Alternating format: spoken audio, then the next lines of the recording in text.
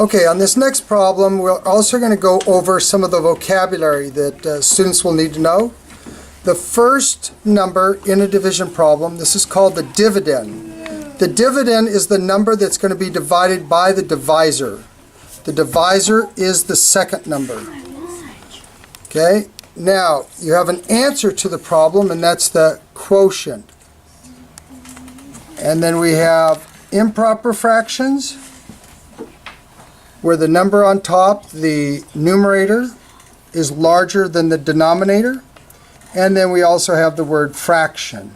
So that's our vocabulary, but let's look at this problem. We've got originally 14 divided by 1/2. So that's 14 items, and they're going to be cut in half, basically. 14, and the way that you would do that is you're going to do the inverse operation by changing the sign to multiplication, and then flipping the second fraction. Then 14 over 1 times 2 over 1 is going to equal 28 over 1, which equals 28.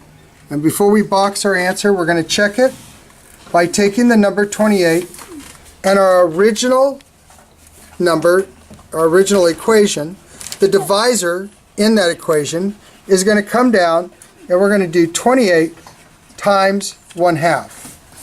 And 28 times 1/2. Now let's not make the mistake, because a lot of people are making this mistake. They start off by doing division. But remember, our original problem is division. So when we check our answer, we need to do the inverse operation, which is multiplication. So we take our answer of 28, multiply it times 1/2, the divisor in our original equation, and we end up with 28 over 2, which is an improper fraction. We can divide both of these numbers by 2. That equals 14 over 1, which equals 14.